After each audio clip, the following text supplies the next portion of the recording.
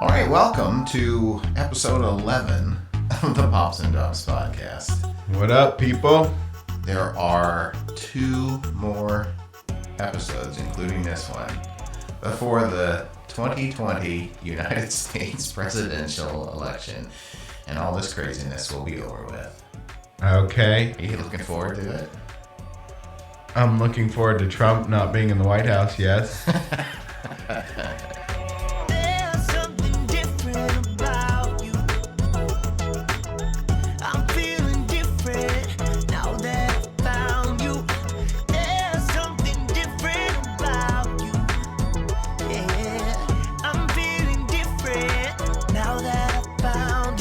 Okay, so I thought today we would talk about your perspective on the Electoral College.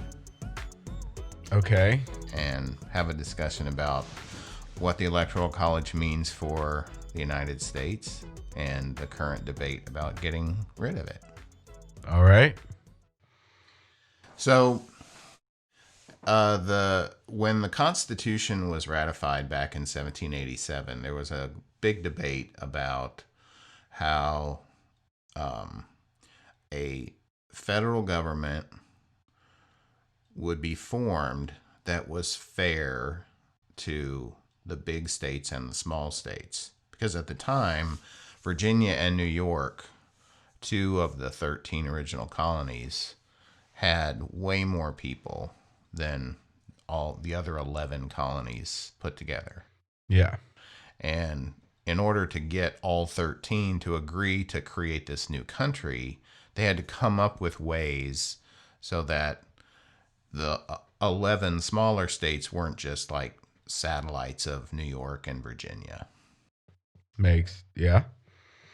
And this, one of those things was the way that they set up the Senate and the Congress, where they said every state gets 2 senators, regardless of how big it is. And then Congress gets representation based on the size of the population of the state. Yeah. Okay. And they said that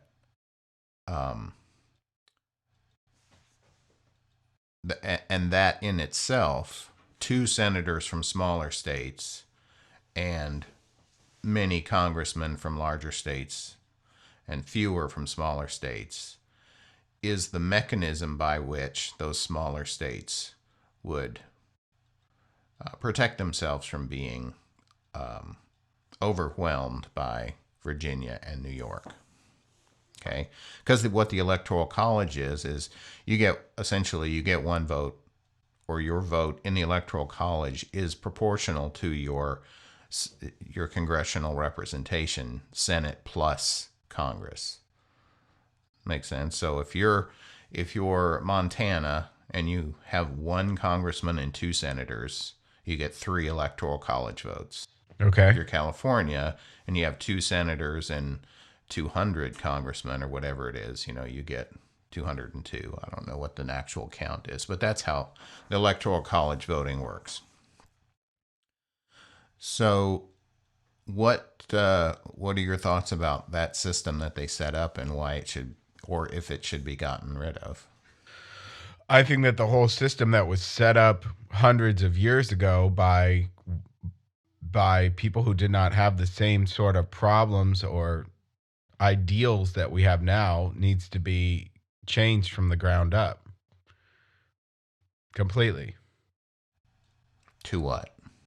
To something that is decided by the people that are living in our society now. I think the Electoral College it's incredibly outdated. If we're going to elect the leader of the free world, it needs to be 1 person, 1 vote, popular vote wins. That's the only thing that makes any sense now. Why does that make sense? Because the Congress should not be the person picking the president. The people should be the person picking the president. And because of the way that it's set up now, you get things like the 2000 election, where the Bushes essentially won because they had the courts. which is what Trump is trying to do right now. He's trying to stack the courts so that when he inevitably loses, it will go to the Supreme Court and they can overturn it, and then Trump will become president. So I'm not sure with that. There was a lot there. So let's go back and let's talk specifically about why the Electoral College no longer applies. Do we still have small states and big states? What do you mean? In the United States today, Yes. do we have big states and small states? Yes, we do. Okay. And why would the states have any? The states, it should be every single individual person. It shouldn't be the state deciding who the president is. It should be each vote counts, which it doesn't right now. You're voting for an elector to go and vote Correct. instead of actually voting directly. Correct. And that's a problem Because you're not actually voting for the president. You're electing someone to go vote for the president, and the person that you're electing to go vote for the president can change their mind. They can. in theory, They can. in the original Constitution, the people didn't vote for the president. In the original Constitution, Set up by a group of white slave owners. and why? Why do you think they set it up that way? Because they wanted to remain in power. Because they were... No, they didn't. Yes, they did. No, they didn't. George Washington, people turned down being a king. Yes, they begged I'm aware him of to that. stay in power. Yeah. He still owned slaves. He was still a terrible human being. Okay, but we have to move past that. Past the fact that our country was founded by terrible people. Well, And the whole system is corrupt and has been since day one. so with this frame of mind, how would you go into creating a new constitution that would not result in the breaking up of the United States? I don't know. I'm not a political scholar, Okay, so theologist, or I have no idea what I would do because I'm not smart enough to know. But I know that the system's messed up and it needs to be changed by people much smarter than me. like the founding fathers. No, they weren't smarter than me.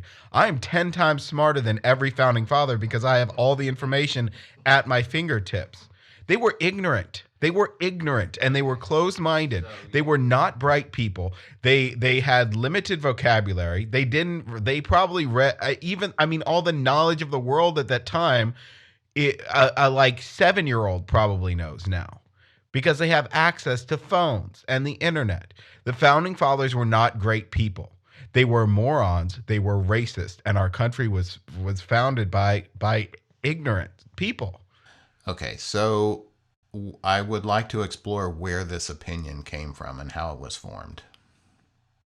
What do you Your mean? opinion of the founding fathers. What is the source of information that has led you to this opinion? There's not a singular source. It's fact. They were it's looking. You're trying to romanticize the past when it shouldn't be. The founding fathers Owned slaves. studied Montesquieu, Great. John Locke, Great. knew Aristotle That's backwards and fine. forwards, That's fine. understood Plato's Republic. That's okay. All of that information is outdated. Well, Just like their viewpoints. it was based just on like they didn't know anything. So what you're saying is human nature that was consistent for 2,000 years up until the time of the founding of the United States is somehow now different. Human nature is different. Yes, because we evolve. Human nature is constantly changing and evolving as people learn and grow and become more intelligent and more connected. As new facts arise. Yes. Absolutely. Okay. Human nature has changed and continues to change. Well, the way that cancel culture is prevalent shows that it hasn't changed as much as you think it has. What do you mean? Mob rule. The whole point that the president was not elected directly by the citizens was because that they were basing their system on the philosophy that they learned from John Locke, Montesquieu, and and Aristotle and Plato. So they understood from reading history how countries cycle through. Let's start with aristocracy or feudalism. So there's oligopoly, and then the oligarchs become corrupt, and the demoi, the populace, rises up and brings forth a military leader to overthrow the corrupt oligopoly. That person becomes the king, usually a benevolent king. The country thrives under a benevolent king. The benevolent king has a prince. The prince is spoiled and corrupt. The elites in the country insist on increasing their own power to offset the corrupt prince, to protect them from invasion from outside forces. You know, a weak prince is susceptible to being overtaken by your, foreign enemies. So the wealthy, usually wealthy landholders in the country, start raising their own armies. It moves from being a monarchy into a feudal system where you have dukes and earls, or the equivalent in whatever system you're in. But you've got wealthy people that, because the prince is weak, because he's the spoiled son of the benevolent dictator who created the revolution, they start raising their own army. In order to pay for those armies to protect themselves, they impose taxes on the citizens that live around them. Initially, that the citizens sign up for that because they understand they have to protect themselves because the prince is weak and corrupt, and so their lord or earl or duke or sheikh or whatever area you're in is taxing them to protect them from foreign invasion. Those oligarchs start taking advantage of the ability to tax. They become corrupt. The citizens throw off the burden of the corrupt oligarchs and raise a new military leader who starts the whole cycle over again. So that's, you follow that cycle? Okay, so Sounds like a that's cycle that happened before the advent of the internet. Yes. well, the internet probably just makes it easier for the people to, to elevate their populist leader to take over the oligarchs. And to some degree, maybe that's what happened with the Trump election. Maybe it was our version of a populist uprising to throw off the corrupt elites. But be that as it may, that's the cycle that they understood, had observed for thousands of years before the United States was formed. And so what they were trying to do by taking the ability to elect a king, or elevate a military leader to go become a king, they created an executive, a figurehead president, but then they put the figurehead president in charge of executing what the Congress funded. So they left, instead of letting the king or the oligarchs be in charge of taxation, they said, we're going to put the power to tax in the hands of the body that represents the common man, with some checks from the Senate, right? The Senate was supposed to be the... But without term limits, we have created new royalty, which is what the Senate is. Well, the Senate was always supposed to represent the interests of the aristocracy. They were always going to be the voice of the elites.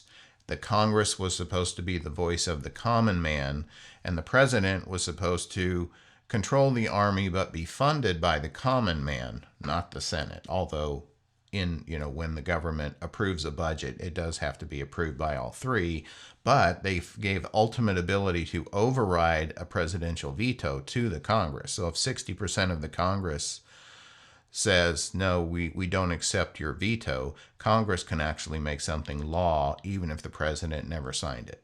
So that's the system of checks and balances that they came up with, these people that you're apparently smarter than, to create a system that would manage those societal forces that they had been observing through 2,000 years of history.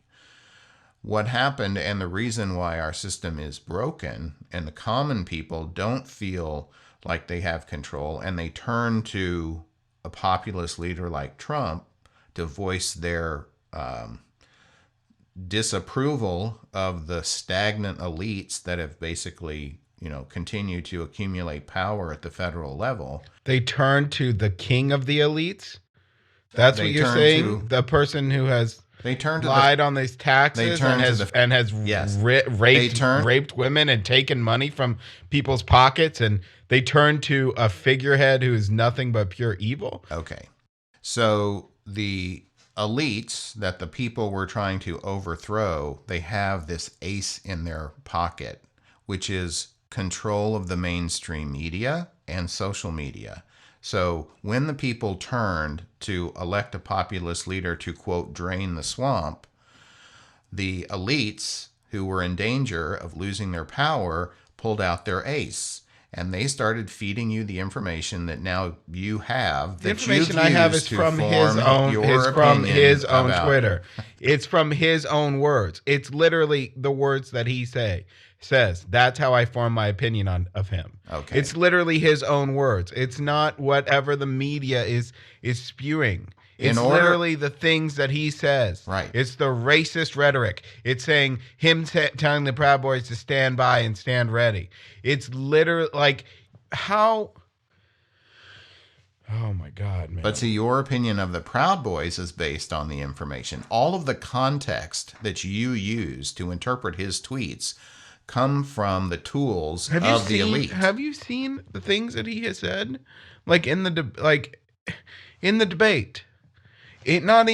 Okay, we don't need to talk about Trump. We both have a similar opinion of Trump. The problem is, no, you defend him at every turn. You're a Trumper, true and true, man. What I'm trying to do is I'm trying to have a conversation based on rational discussion and critical thinking. Well, then stop defending Trump. Instead of emotional reactions well, then stop defending to Trump. The propaganda that you've been fed through the mainstream media. I've not been fed any propaganda through the mainstream media. It's literally things that he is saying. It's things coming out of his own mouth. It's things he is tweeting. We've had several conversations about how you oh my God, how you assume that he's a racist, and you always come back to this comment about the Charlottesville thing, where the first thing he said was, I condemn all white supremacists. Then he said, in the debate between people who want to keep statues in their community and people who want to come in and tear them down, there's good people on both sides of that debate. No, there's not. People who want to keep statues are also racist. I'm telling you what Trump said. Yeah, and so he's supporting racists. Trump said he's supporting racists. Right there, and you just proved it. People who want to keep up Confederate statues are racist. That's your opinion. That's a fact. If you want to idolize people who had slaves and who fought to keep slavery, you are a racist. If you feel like you should control what's in your community and not let a bunch of demonstrators from people who don't live there come in and dictate to you what statues you have and you don't have, it might be Robert E. Lee, it might be George Washington, it might be Hitler, Abraham Lincoln, or Hitler. It doesn't, or Hitler. It could be a statue of anybody. It could be a statue of anybody. But the point is not who the statue is of. That's my point. It is. It's not. The point is, do people from outside your community have the right to come in and dictate to you what statues you may or may not have? If you want to put up a racist statue... Okay, do you get what I'm saying? You're saying that you have the right to go to some town somewhere and decide whether or not the statue that they have up is okay. And if it's not, you're going to tear it down. If it's a racist statue, yes. If it's a Nazi swastika, if it's a Confederate flag, yes. All right, well, then flip the script. What if people from outside our community came to our town and said, you're going to have a statue of Hitler. We're putting it up. That's not the same. It's exactly No, it's not. the Putting same. up something and tearing it down are not the same. They're literally polar opposites. Okay, they came in and tore down your statue that you wanted to have up of Martin Luther King. Martin Luther King wasn't a racist, so they wouldn't have any grounding. They don't, nobody has the grounding to go into somebody else's community and tear down their statues without. If their statue is racist, then they do. No, they don't. Yes, they do. Did the people that went to the park blocks in Portland and tear down the statue of Abraham Lincoln have the right to do that? I don't know. Did they? Did they? I don't know. You need to, if you're going to make arguments, you should have some logic to back them up. Well, it depends on what their logic was for tearing down their the logic statue. was that Abraham Lincoln was the president of the United States at a time when the United States was expanding into Indian territory. So Also, it was Native Americans who wanted to tear down the statue? it was a bunch of But it was because Abraham Lincoln did terrible things towards Native Americans. Then it should have been torn down. Okay, so there you go. So all the statues come down because everybody can find a reason to tear down a statue of someone. Yeah, we shouldn't be idolizing. Okay. We should not be idolizing bad people. The Washington Monument should go down. Okay. So should the Jefferson Monument. So they should all be taken down. Okay, so you're all for the end of the United States. I guess you said that already. The United States that was founded by white slave-owning assholes. You're talking about ending the country. That's your country. The country built and made for old white men. Yes, I'm talking about ending your country. Okay.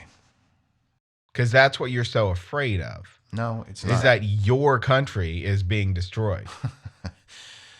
Well, the issue is if you read Steven Pinker, who was a liberal college professor. Do you know who Steven Pinker is? No, of course not. Okay, arrogance. It's beyond arrogance at this point. It's pure disappointment. Okay. It's not arrogance. Okay. And it's a little bit of fear because if there's a bunch of people out there like you, then this country's in trouble. Your country's in trouble. Well, whose country would it be after you broke it apart? Nobody's, right? It would be everybody's country who helped build it up. Times are changing. Things change. You need to get used to that. Okay. Things that weren't accepted in the 90s aren't accepted now. Things that weren't accepted in the 80s. Things change, man. You can't be afraid of change. That's what you're so scared of. No. The country was designed to accommodate change. That's why it's still here after 200 years. Okay. The original system was designed to accommodate for change. If it hadn't been, then we would have broken up after the Civil War. Okay. And stayed apart instead of reunifying. Anyway, so the Electoral College. So what's the point of having a presidential election? Why are we even talking about this? I don't know. The system could be rigged. It all depends. I don't know.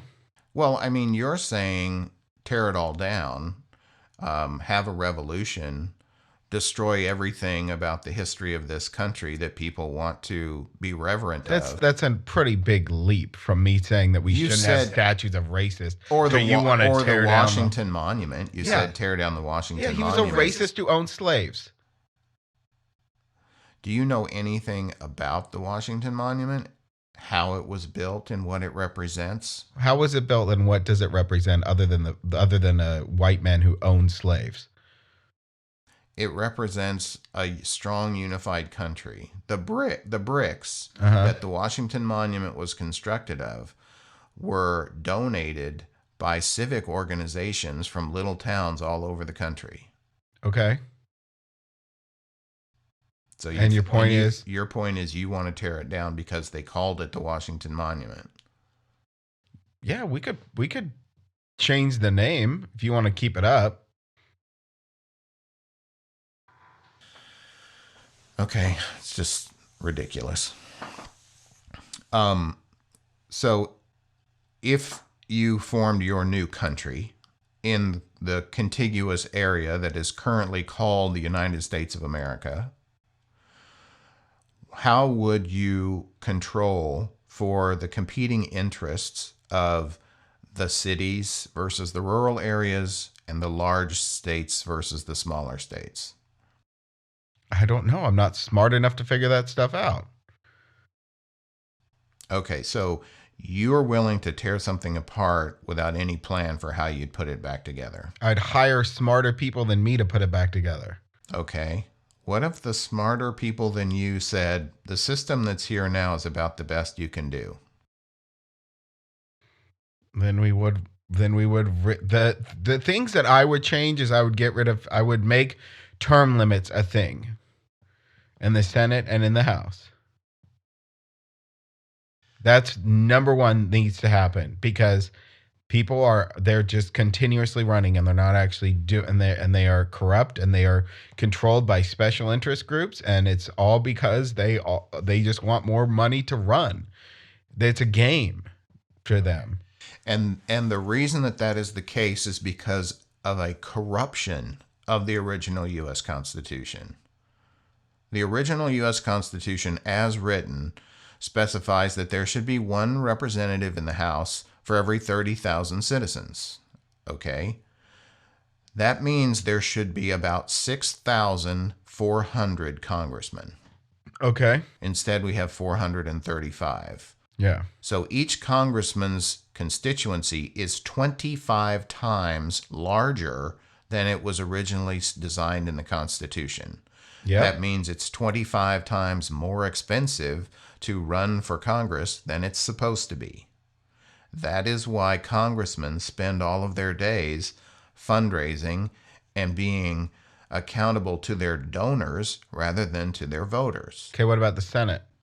The Senate was not supposed to be representative of the common people. The Senate was supposed to be representative of the interests of the elites. And so that needs to just be abolished altogether then. Why shouldn't the elites have any representation? Because they already control everything. But the point is, if the congressman was operating as it was originally designed, 6,450 congressmen would be convening and voting on taxation and ways to spend the money. Okay?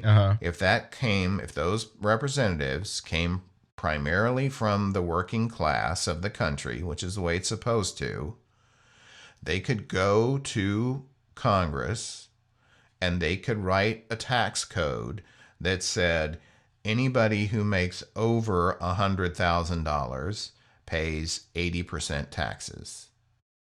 Okay. They could do that, and that would be their natural inclination, is to say anybody who makes more money than me should pay taxes. Not me, but anybody who makes more money than me should pay taxes. That's the natural inclination. That's the rational, self-serving inclination. Okay. But the issue is, if you had the Congress as originally stipulated, and those people were going there to vote and raise taxes on the elites, then if you don't have any elite representation, if you don't have the Senate to put a check and balance on the interests of the common people, right? That's what checks and balances are for. That's why we still have the country after 230 years. Okay? So the Senate says we're not going to vote to tax ourselves at 80%. Come back with another. So your word doesn't even matter. Your what? So the Senate basically says the Congress doesn't matter then. Well, if the Senate is just like, you know what? No, I'm not going to pay this. I don't care. Screw off. Then there's no government. That's the issue. So the Congress puts forth a tax bill, a budget. And then the elite says no, and nothing gets done. That's what the current system is. You just proved that's not the current system. Really? Then why hasn't there been a relief package? The current system is that the Congress proposes a budget, the Senate proposes a budget, and the president proposes a budget, which is not the way it was originally supposed to happen. But the president, with his budget, is signaling to the other two bodies that are actually writing the bill, what his intentions are and what his preferences are. Because to give tax cuts to the uber rich and the elite, whatever they big, are, whatever big the companies. situation. Because in order to actually pass a budget that's going to be used to fund the government, they all three have to agree. That's the point. There's checks and balances and compromise. That's what's supposed to happen. But that's not what happens. Nothing gets done. And if nothing got done, the government would be shut down. It gets done every year. Didn't the government shut down like 10 years ago for like 6 months? Was not that long, but the government did have a protracted shutdown when Bill Clinton was president and Newt Gingrich became the Speaker of the House. So they do shut down. Oh, yeah. I'm not saying it never shuts down, but I'm saying it's a very rare occurrence that they can't come to a compromise on the budget, because you know what happens when the government shuts down, or theoretically happens? The Congress people don't get paid either. Well, that's never happened. That's never happened. Even when they shut the government down, they go back in arrears and pay themselves for the time they didn't work. But remember, that's the original design, is that the House represents the common people, the Senate represents the elites, and the president is just supposed to execute the laws that those two bodies create. He's not supposed to be, he's not supposed to have much power. The president is not supposed to have very much power. Every single time there was a war, the president expanded his power. Right, because that's in the Constitution. That is, his role is to be commander-in-chief of the military. And one of the things they've done in order to maintain and sustain presidential power is they've kept us at war. We're under a state of war right now. Most people don't know that, but we've been at war in Afghanistan for 20 years. And every time we wrap one up, they start another one. Yeah. So that's another issue. But what happened, and it's probably a symptom of the corruption of the original design of the Constitution. Because if, in fact, the House of Representatives was doing what it's supposed to, which is representing the interests of the working class, they would not be voting to fund all these wars. The working class doesn't want to send their sons to war and pay taxes to pay for them. How are their sons going to have a job then? The people... You're saying the only thing a working class son is good for is a soldier? I'm saying that the military needs to be disbanded altogether. If we had no military, we'd be invaded by Mexico. Oh, yeah. I'm sure Mexico would want to invade us. They don't even... No. It's ridiculous. Anyway, the working class... If they let Mexico invade us, they'd probably run our country better than it's being run right now.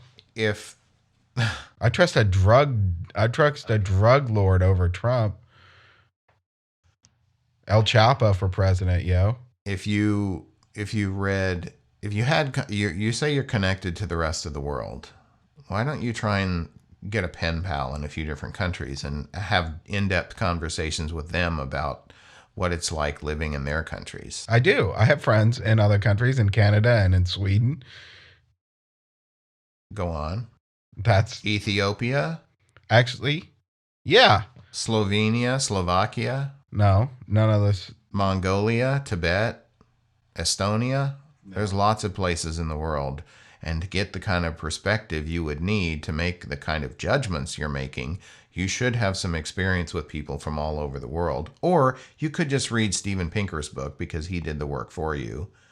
And you would understand the elevation of the standard of living for people around the entire world that capitalism has created. So, and he's a liberal college professor. Okay. Anyway. Pretty sure Sweden's doing better off than we are. You know why? And Canada. Of course. You know why Sweden's doing so good? Because they don't have Trump? No shutdowns. They never shut down. No masks. Because their person came out and said wear masks from day one. No masks were mandated. That's because they respect each other, and their leader came out and said you need to respect each other, stay away from each other, and wear masks. Not it's all a hoax. It's a liberal media thing. They invented this. There's no such thing as the China virus. It's so ridiculous. It's What so do you ridiculous. think happened? Where do you think this came from? What's the origin of COVID? I don't know. And I don't think anyone truly You knows. I don't don't think know. it came from a Wuhan wet market.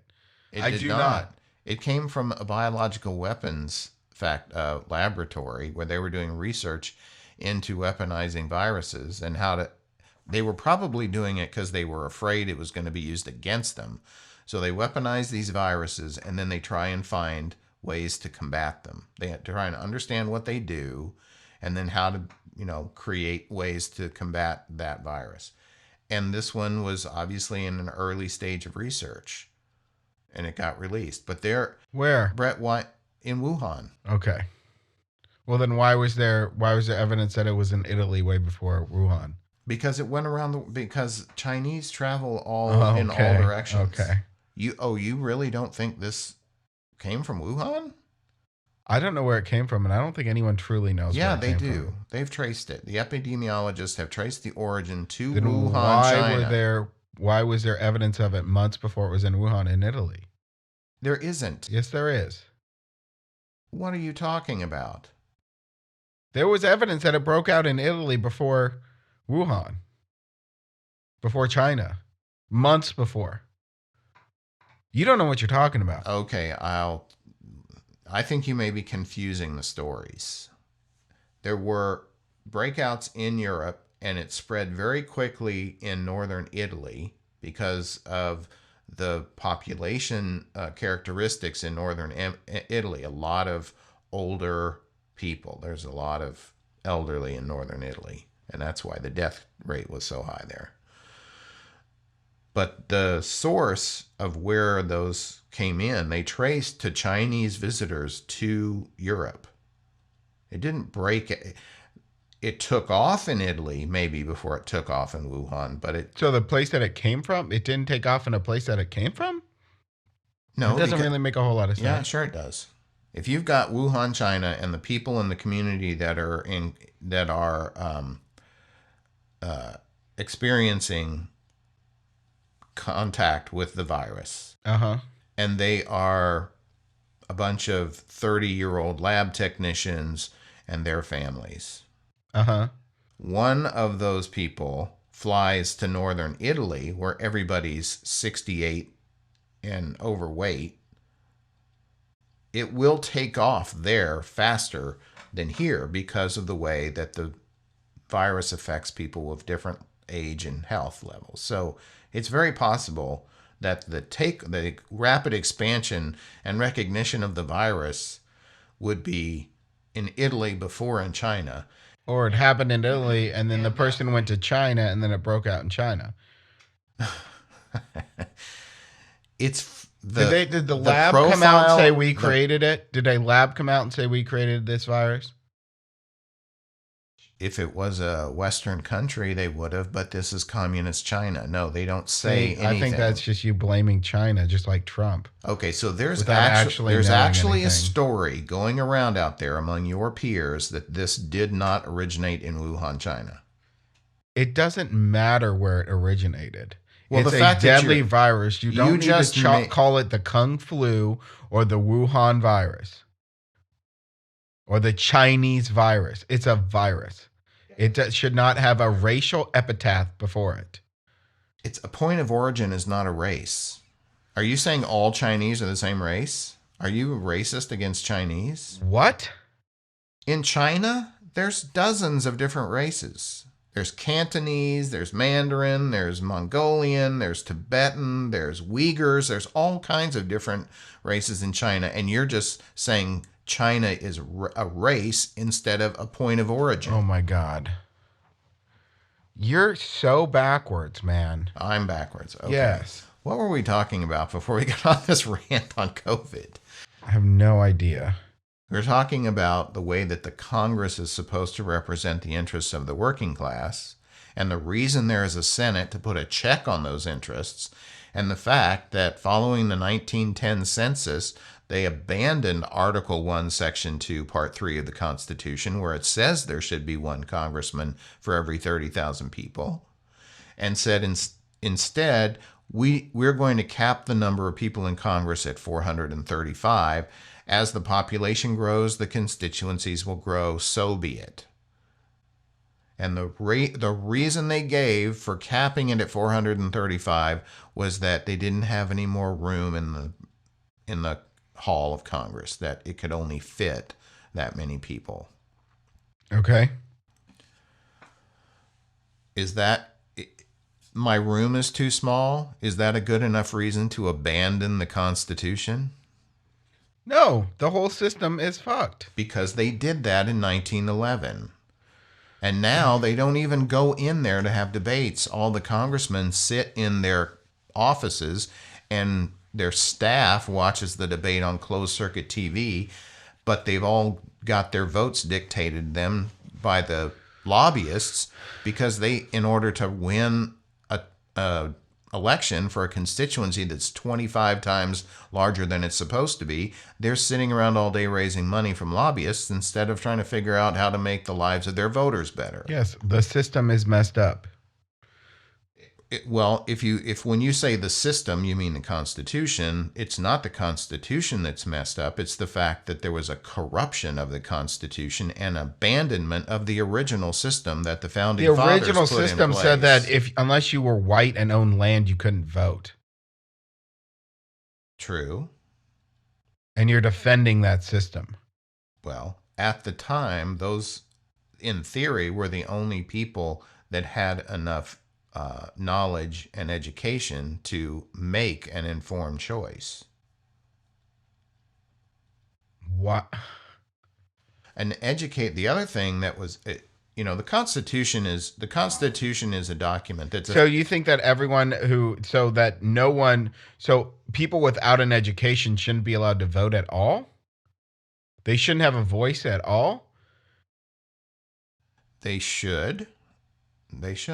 But the issue is, if the majority of a population is uneducated, okay, and is easily influenced by a demagogue, this is what they were worried about because they've observed this through 2,000 years of history, remember, that makes the country unstable. So what they were trying to do... That's what happened with Trump. That's exactly what happened with Trump. Okay. That is exactly what happened with Trump. Well, a cult of personality. Yes. Took over. Okay, well, remember... That's exactly what happened with Trump. We have a system in place. That is correct. Congress funds the executive branch. Trump can't do anything unless Congress approves what he's doing by paying for it. Yeah, that's why he didn't get his wall built. His ridiculous wall. What did he get? He actually got $132 billion more than he asked for the military-industrial complex from the Democratic-controlled Congress. That what?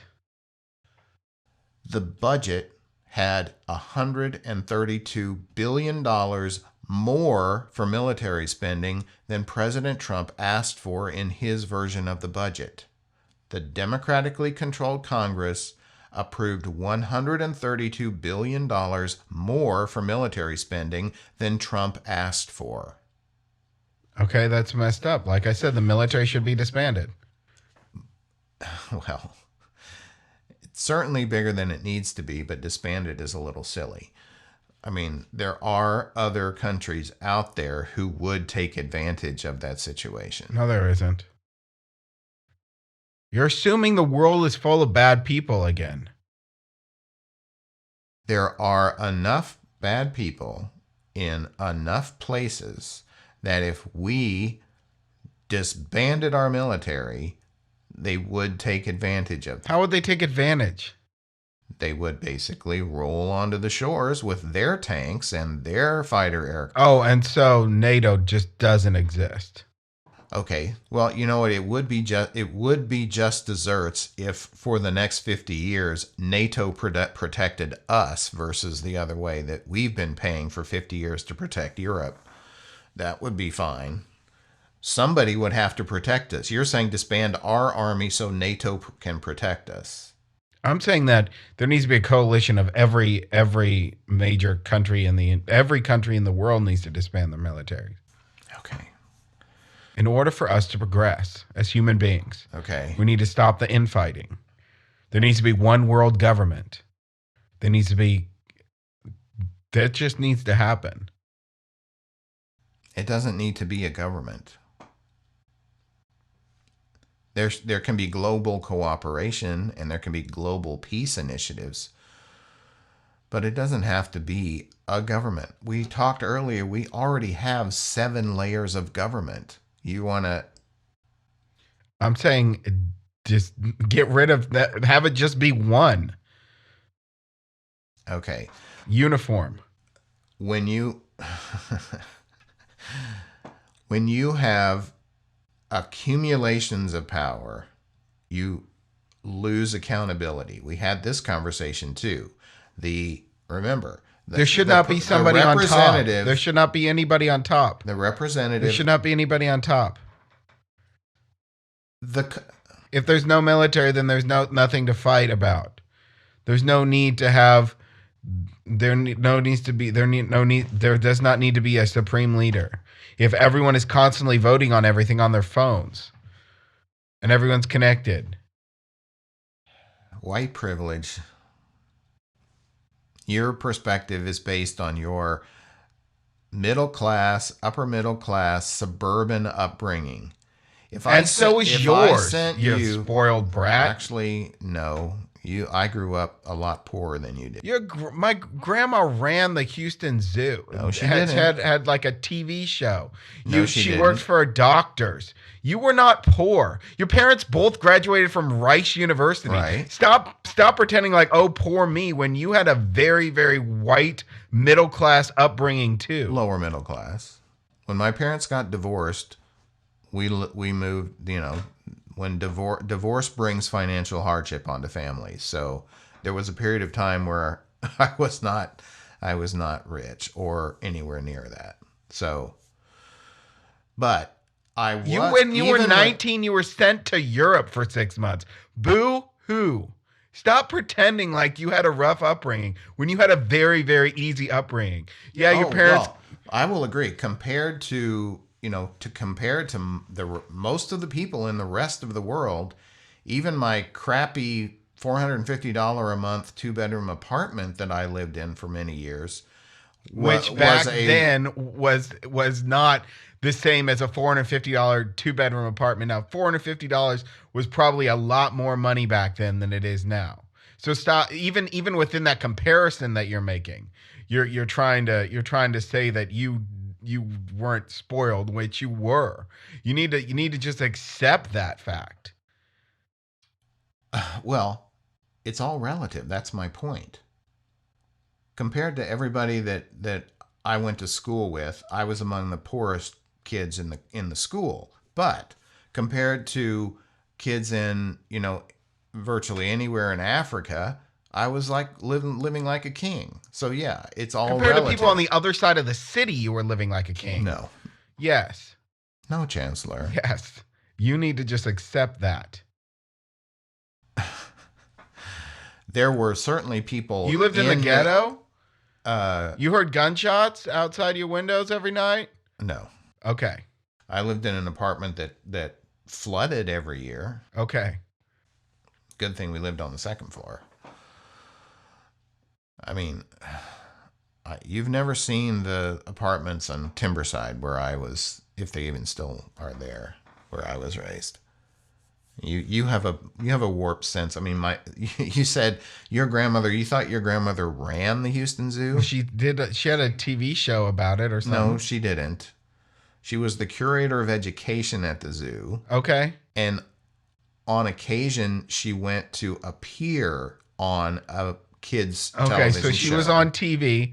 Occasionally, yes. And she was the educational director? Curator of education. Curator, okay. So yeah. It was a city job. It didn't pay a lot.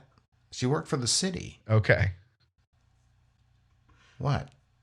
I don't know where she didn't work at McDonald's, man. No, she didn't. She didn't work at McDonald's. She had a college degree. From Rice University. She was an intelligent woman. One of the most prestigious and expensive colleges. Not expensive, no. It is definitely prestigious, but not Rice isn't expensive? Really? No. It doesn't cost over $100,000 to get a 4-year degree there right now. For all 4 years might be approaching $100,000. Okay. But for the level of education, It's not a it's state considered college. no, it's a private school. Yeah. But it is considered. Again, you're trying to downplay your life. You just need to accept the fact that you were born into a life of privilege. And that's what you refuse to accept. You think that everything is that the world is attacking you and that your white America is disappearing, but at the same time you're the victim? No, like you were born into about? Privilege, man. My grandparents and parents' decisions about their education and the choices they made about how they would save or spend their money meant that when I was born, I had some advantages. For you had sure. A lot of advantages. Yes. Well, right.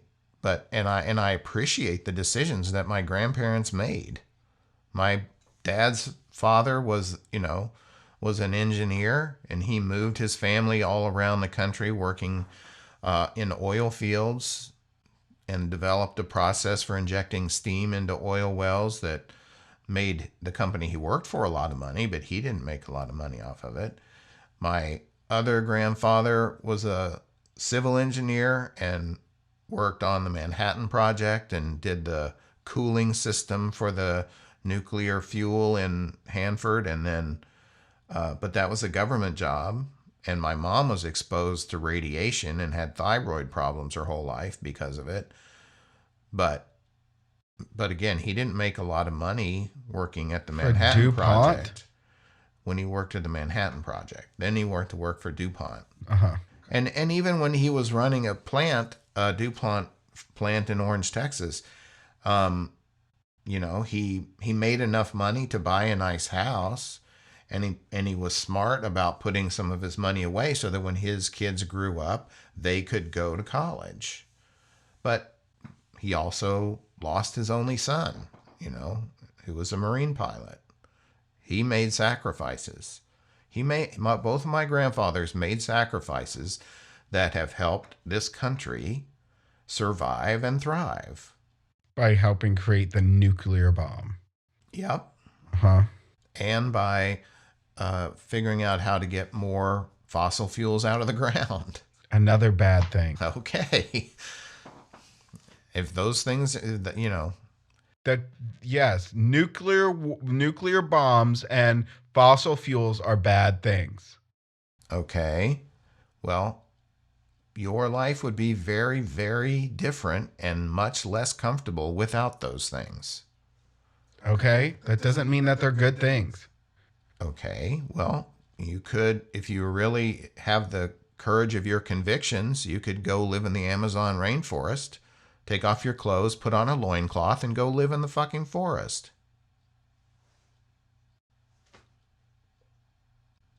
Do you have the courage of your convictions? The courage of my convictions? Anyway. I do have people actually down in the Amazon rainforest who would love for me to go down there and wanted to pay me $1,000 to go and DJ at a festival before COVID happened. So I could go down there if I wanted to, actually. Well, I don't think they're having a rave in the actual forest among the indigenous peoples. They are. The rave they uses actually are. The rave uses electricity, right? You can have a rave without electricity? They could use the electricity. The electricity could come from solar panels or wind panels. You don't know. Especially out in the middle of nowhere, it probably does come from solar. How do they make solar panels? I don't know. I'm not an engineer. Okay.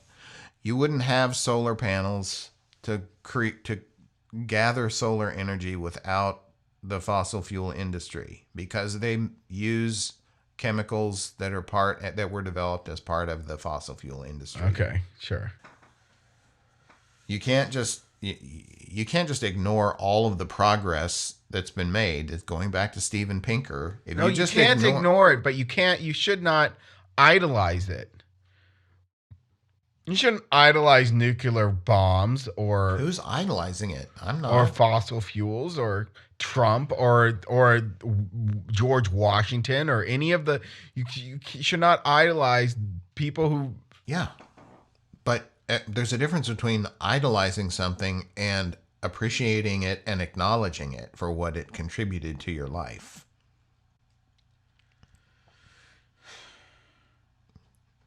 Whatever. Yeah. So I don't know if you've come around to the idea that America isn't an evil place. It is an evil place. Okay. Founded by evil men. Remember, the founding fathers set up the system where the House of Representatives would actually represent the working class and control the purse strings. The House of Representatives is supposed to be the most powerful of all the different branches But it's of government. not. It's the weakest. It is technically the most powerful because they control the purse strings. The taxes are collected by the Congress. Okay.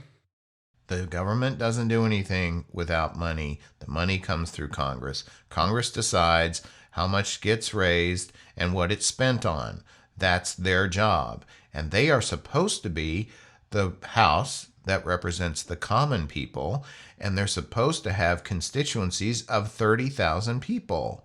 Each congressman is supposed to only represent 30,000 people. Then they go to Washington, D.C., and they argue about what they're going to do. And the only thing that the federal government ends up doing is something that makes so much sense, a majority of 6,500 congressmen can agree on it.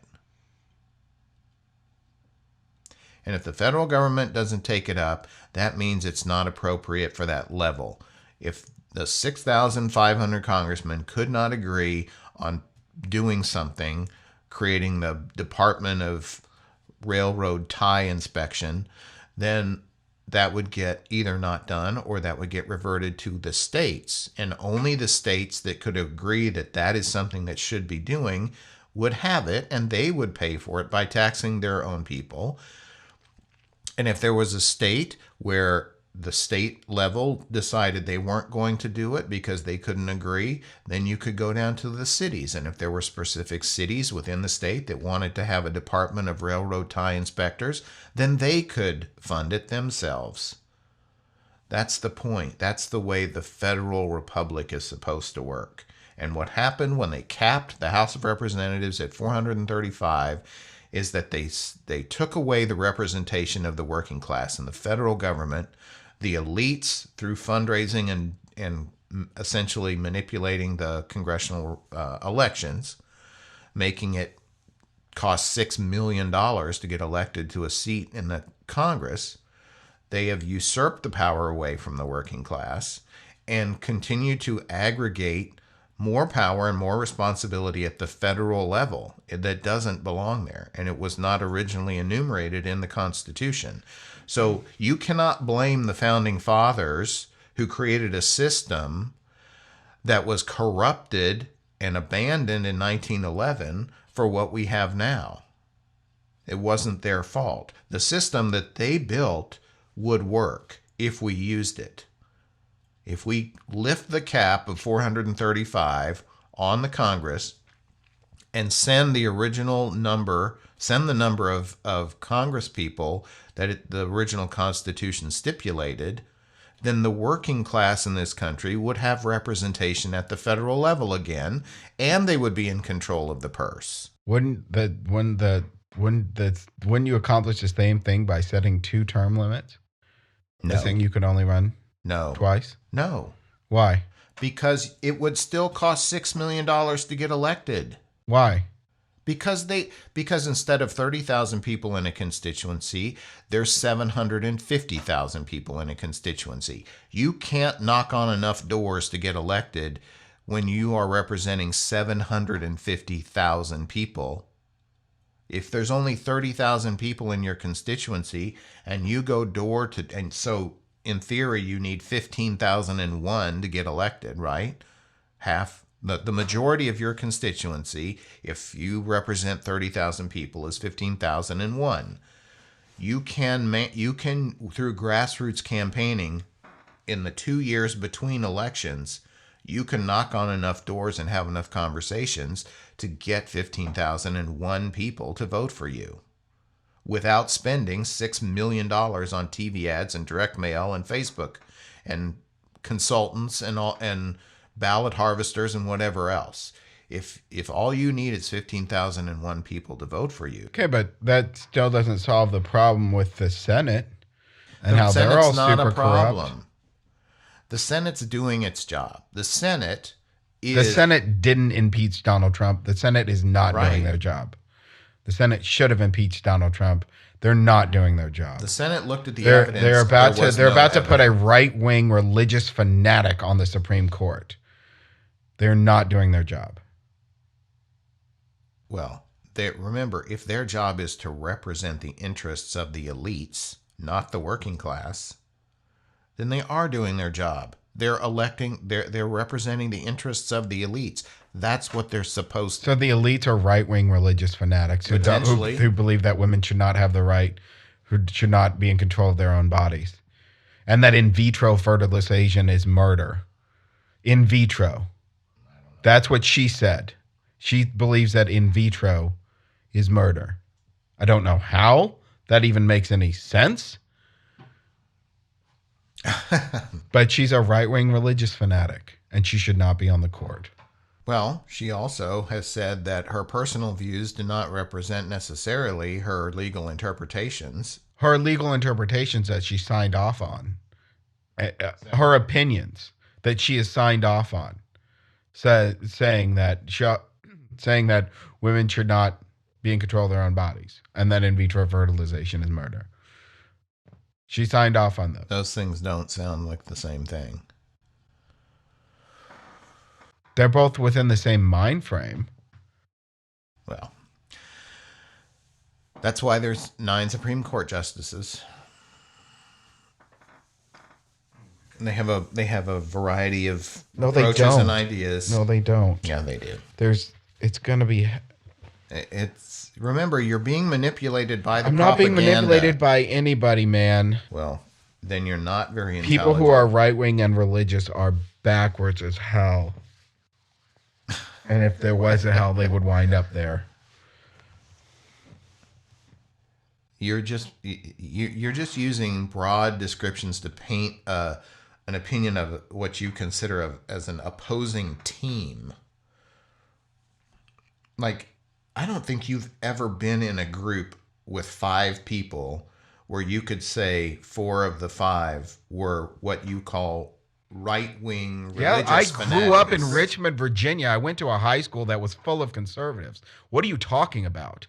My entire high school was conservative, right-wing religious fanatics. I went to Catholic church for a month straight when I was in high school. They were all those crazy people. They were all that right-wing religious bullshit. What are you talking about? I'm aware of people who do not share the same opinion as me. I live, even in our small town, most of the people down in I'm not going to say the name of it, they've waved Trump flags and shit. I've got, what are you talking about? You said right-wing religious fanatic. Yes. Okay.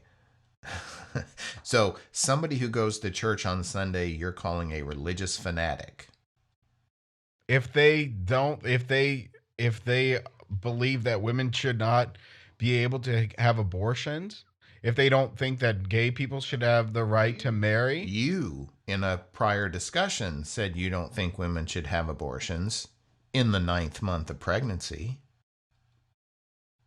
What are you talking about? Oh, you do think that? We were having this. Why do you make that dumb ass fucking jump? Why do you go to that extreme? We talked about abortion.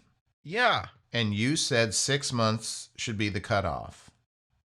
I said maybe, but it's not up to me. It shouldn't be up to me. It should be up to the woman. I should have absolutely no say. If a woman is 9 months pregnant and she wants with your baby? That happened. Or I thought it was my kid, but it wasn't even my kid. But yes, I went through and I cried and I wrote a poem about it because I felt so bad about my kid not coming into existence, but I accepted it and it wasn't my right. It was her right because it was her body.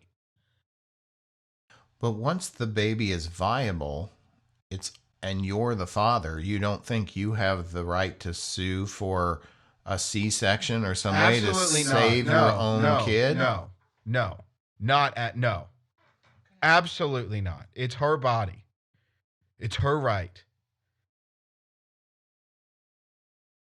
And then once the baby's born, it's your responsibility. Financially. Only financially? Well, it depends on the situation and how much she wants me to be a part of that kid's life. If I got a girl pregnant and she said she wanted me to be a dad and be there for the kid, I would be there for the kid. If I got a girl pregnant and she said, I don't want you to have anything to do with this kid other than sending me a check, then I'd be like, okay, it's your kid. You're going to decide whether it's our kid. But it still came out of you. So it's up to you. It's not up to me. I didn't carry the kid for 9 months. Right. Well, I think that's the issue. One of the biggest problems with society these days is that frame of mind where because you are granting the authority to the woman to make that decision about the woman who carried the kid for 9 months. Right. Yes. But because you don't have the preconception that when a woman gets pregnant with your child, you are a father and you are going to be a father, that explains that change in outlook explains why we have so much single motherhood in the country, so many households without a father present, because people don't feel like they used to, which was if you got a woman pregnant, she carried the baby to term, you were going to be the father of that child. And now you're saying she decides whether or not she wants you around. Yeah, because she carried the kid for 9 months. She carried the kid for 9 months. Okay, well. You want to carry a kid for 9 months? Let's talk about, we were going a little over, but this is interesting. Let's talk about what that means for society. Because there is strong empirical evidence that most of the poverty issues in this country, most of the crime issues in this country are a result of children being raised without a father in the house. There is very strong empirical evidence that is one of the primary reasons for much of the suffering in this country. Is because of your point of view. My point, what? Your point of view that women should have the right to choose. Women should have the right. Women should have the right to make their own decisions. Women should have the right to decide what they want, what kind of life they want for their own children. Yes. Yes. If a woman gets you're pregnant, saying women should not have those rights. I'm saying women should not be able to decide what they want their kid to be. Women should not be able to do whatever they want to do. You want to oppress women. You want to constantly push them down. And you're saying that because women have those rights, that's why our society is going to shit? No. That is so backwards. That's not what I said. That's literally what you just said. Oh, what I said is if a woman gets pregnant, decides to carry the baby to term, she should be obliged to have the father of that baby be the father of the child. What if that father is an abusive fucking alcoholic asshole and she doesn't want that kid to be around that father, but she's dating another man who is a stand-up human being? What about that situation? You still think the biological, alcoholic beating piece of shit should be the father, or should the stand-up human being? The stand-up human being, obviously. Okay. Well, then that's on her. That's her decision. So that just destroyed your complete argument there. But the issue is, you can say it's on her and it's her decision, but what's happened is that 70% of these households have of households in the African American community have no. Oh, so father. Now it's just a black thing? That's really weird. Now you're blaming society not only on women, or the downturn of our society not only on women, but on black people. That actually really shows your viewpoint. That is a perfect example of why you think that the world is going to shit, because you instantly blame black people and women for our society going to crap. That's the link that you just made within your own head. I'm sharing facts with you. You get very upset about facts. Particularly ones that you don't like. You just decided to make up on the fly and said 70% of African Americans. You didn't even finish it because you couldn't even think of it, because your brain automatically went to blaming single mothers. No. It's very common, Chancellor. It's a very common fact that's been in the press all the time. The media that's controlled your narrative. Again, going back to that. Okay, yes. They looked at the change in fatherless households in the African American community between the 80s and today, across different geographies. Okay. So in some cities there's more fatherless households. In other cities there's less fatherless households. But the overall trend over time has been more and more and more fatherless households. Okay. Those correlate almost perfectly with the violent crime. So what's your point? My point is that it's not good for society to have fatherless households, regardless of race. Okay. So then women shouldn't have the right. So then women should. So not only do you want to force women to have babies, you want to force them to stay with the men that impregnated them? No. That's literally what you're saying. I was talking about where you said the woman gets to choose whether or not you're around after she has the baby. Yes, because that is that should be her choice. She should have that power because she carried that kid for 9 months. She had it growing inside of her. Yes, and you can virtue signal all you want, and you can try and impress your potential future mates who want to share your political outlook. But the reality of the situation is, you're the one who just blamed the downturn on society, not only on single women but also on African Americans for some reason. That's what you're stating. That's literally what you just stated. All I did was cite a single fact. You made up. I didn't make it up. Yes, you did. I looked it up. I didn't make it. What study did it come from? What's the study? And what is the exact percentage? No, you just made up 70%. You just pulled that out of your ass. Okay. Well, we'll look it up after this together. It might be 68, not 70. It's real. Oh, sure it is. Okay, fine. I don't know what the point of having these conversations with someone who either won't look it up himself or just insists on saying you're lying when I'm talking about stuff that's been in the newspaper. From the media that you keep attacking. Your sources. You're like, come on, man. Okay. I mean, it's potentially the media made this up, except it's not really the kind of fact that supports their narrative. What narrative? You are with their narrative. They're right. No, the mainstream. You think the mainstream media is right wing? Have you not seen Fox News? Yes. That's mainstream media. They get more views than CNN and MSNBC.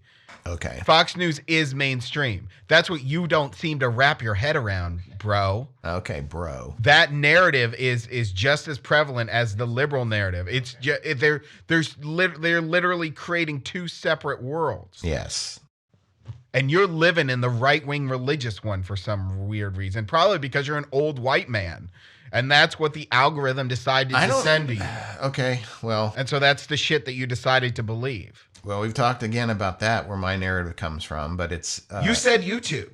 Yeah, exactly. Yeah, YouTube is an algorithm that sends you suggested videos based on things that you have looked up on Google. Well, I get Jimmy Dore videos. Yeah, and he defends Trump all the time. You sent me a link the other day of him defending Trump, man. All right. So that's like, how do you not see that? How do you not see that? Do you know, okay, since we'll wrap this up real quick, because the other thing that happened in the news this week was Biden announced who his cabinet is going to be if he wins. Did you see that? No. Okay. So, in theory, when remember, Bernie was winning all the primaries until right before Super Tuesday, and Klobuchar and Buttigieg dropped out. Yep. Warren stayed in so that she would split the Bernie vote and Biden would get the nomination. Whatever, yeah. The theory was that because, I mean, literally, Bernie Sanders was winning the Democratic primary. So there's a significant number of people Yeah, the DNC is who corrupt. wanted Bernie to doesn't- win. Yeah. And the idea was they would have to incorporate some of Bernie's philosophy or some of the people that had been working on his campaign into the Biden administration to attract all of those Bernie voters in to support Joe Biden. Yes. Okay. When he announced his cabinet, there was no Bernie people. And almost all the people that were announced are very anti-Bernie, very Who are the people old that he announced? establishment. Laird. Cory Booker? Did Booker get a job? No, I didn't see Booker on the list. Tulsi Gabbard didn't get a job? No. These were all people. Elizabeth Warren didn't get a job? Nope. These were all people from the Clinton and Obama administrations. People that had been like junior secretary under somebody in Clinton and deputy assistant under Obama. Who's his Secretary of State? Well, we could pull the list up. I don't remember. It was the Secretary of State, the Secretary of Treasury were both former Obama officials in the Obama administration. And during the Trump administration, after they were in the Obama administrations over the last 4 years, they've been lobbyists. So they went from being Obama officials to lobbyists, and now back to the Biden administration. So in theory, if enough Bernie bros, I know that's a pejorative term, but if enough Bernie Sanders supporters see what they did, that they completely left out Cory Booker, left out Tulsi Gabbard. You don't understand. It's not even about that at this point. It's just about getting rid of Trump. Mm-hmm. Literally, that is priority number one. And then in 4 years, then we can throw a hissy fit and we can put somebody up that we actually want. But you have to get rid of Trump. That is number one priority, no matter what. No matter what. So, you know what the Nancy Pelosi's 25th Amendment commission thing she is pushing on now? No. So she's saying that they need to have a 17-person commission that will work with the vice president to determine if the president is fit for office, and if they all agree, they'll remove the president and make the vice president president. That seems accurate. Okay. So if that passed, because it would have to pass the Senate as well. Yeah. But if that passed, then what's Inauguration Day? January 20th. Okay. The day after January 21st, the commission fires up and they say, yeah, it's time for Joe to go. Fine. Kamala Harris is president. Fine. That's one less old white man in power. So if you're voting for Joe Biden, you're actually voting for Kamala Harris. Awesome. Vote for Kamala. She probably wasn't the best when it comes to jailing people when she was Attorney General of California. However, she has come out and said that she would work on getting the minor drug charges dropped on everybody, and that she wants to legalize weed nationally. Mm-hmm. Kamala Harris, and she is a strong black woman, and go Kamala. Okay. Just everybody who's voting Democrat know, hopefully, that, that's the only issue I have, is that it's kind of a bait and switch. Bait and switch. Yeah. So that's better than a racist orange. Okay. So bait and switch versus racist orange. That's the selection. Yeah. Funny. Okay, so we got to wrap up now. We're way over an hour. But you've got one of your most popular songs queued up today. What's this one? Are we doing Hella Thirsty? Mm-hmm. Speaking of oranges, orange juice. Here you go. Here's something thirsty. Hella thirsty, yo. You hella thirsty. Have fun. Go get some water. Chance. Closer. Don't even bother. Don't wait up for me. I don't get lonely.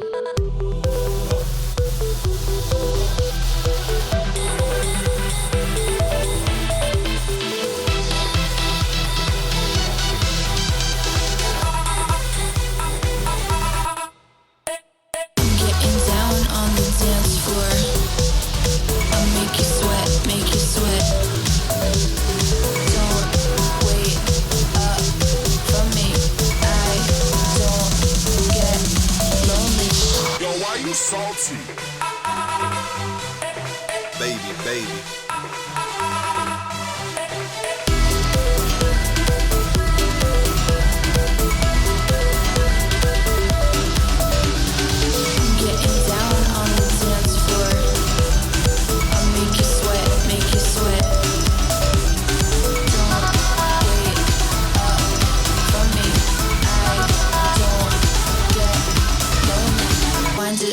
Yeah, my body's burning up.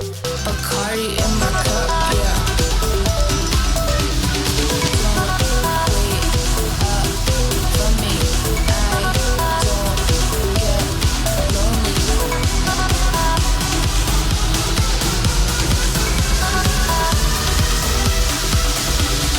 You hella thirsty.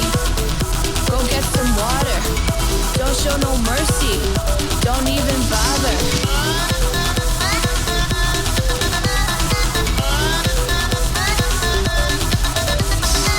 Get some water. You hella thirsty. Don't even bother.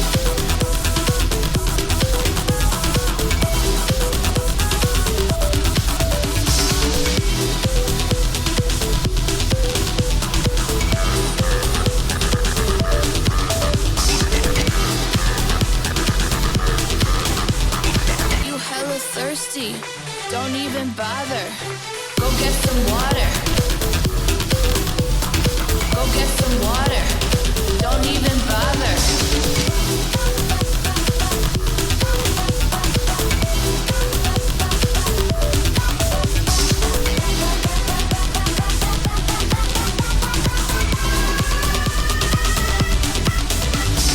Party, party, party, party, party, party, let's. Water. Party, party, party, party, party, let's. Water. Party, party, party, party, party, let's. Water. Party, party, party, party, party, let's. Go get some water.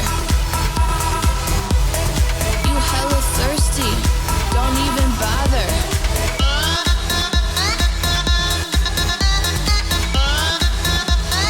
Don't even bother. Go get some water. You hella thirsty. Don't even bother. Don't even bother. Go get some water. Yo, why you salty? Baby, baby. Party, party, party, party, party, party, baby, baby. Party, party, party, party, party, party, baby, baby. Party, party, party, party, party, party, baby, baby. Party, party, party, party, party, party, let's. Don't Party, wait party, up party, for me. let's. I Party, don't party, get party, lonely. let's.